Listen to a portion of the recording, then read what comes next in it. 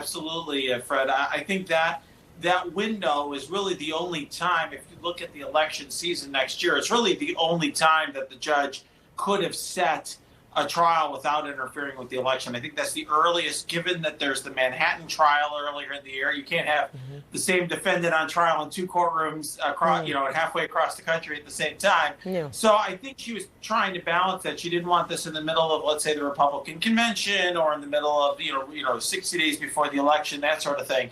I will say, though, Fred, that is not set in stone. I wouldn't be surprised if that date moves further, given the Trump team's attempts to delay. But do you think the chances of delaying it further would be difficult? Because already there were proposed December of this year, and then the Trump team asked for even longer. And so now they kind of got their wish. It's May of next year. If this is the date, all predicated on the defense asking for more time, that can't work again, could it? We need even more time? It sure could. Fred, when the defense asks for more time in a criminal case, they're kind of running downhill. Usually the defense gets its way. Usually the defense is able to delay these cases for years. And really the question is this the sort of judge who's going to put the brakes on that and really hold the defense's feet to the fire? I just don't see Aileen Cannon as that judge. Maybe that'll happen, but I wouldn't bet my life on it. And there are more tools that the defense has in a case like this, given that there's classified documents involved, and that adds its own set of delays and complications.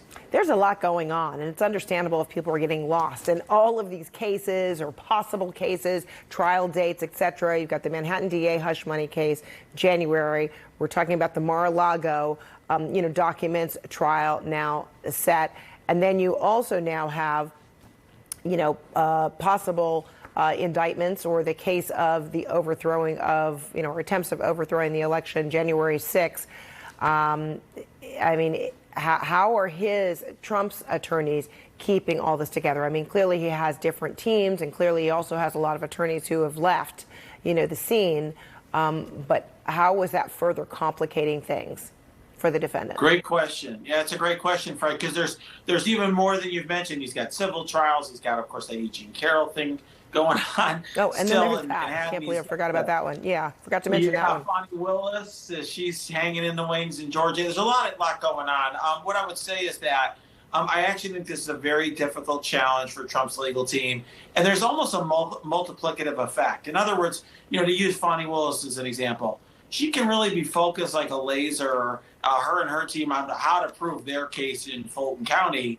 But Trump's lawyers, when they're defending that case, have to consider whether their statements or actions are going to impact the case in Manhattan, or either of these cases that Jack Smith's bringing, or some of the other civil cases he has. So they're really trying to fight a war on multiple fronts. It's always challenging for the defense to do that, and I just think their job is getting harder and harder. All right. Renato Mariotti, always great to see you. Thanks you. So much. Likewise. Still to come, it was a dream start for the U.S. in the FIFA Women's World Cup as they chase an unprecedented third consecutive title. We'll have details. Plus, when I was traveling with Donald to the Open in Wimbledon, I think I said it would be cool to be able to play here, but I don't think I actually thought that I would. That makes it even sweeter. It is so much sweeter. More of my conversation with American breakout tennis player and star Chris Eubanks. Stay with us.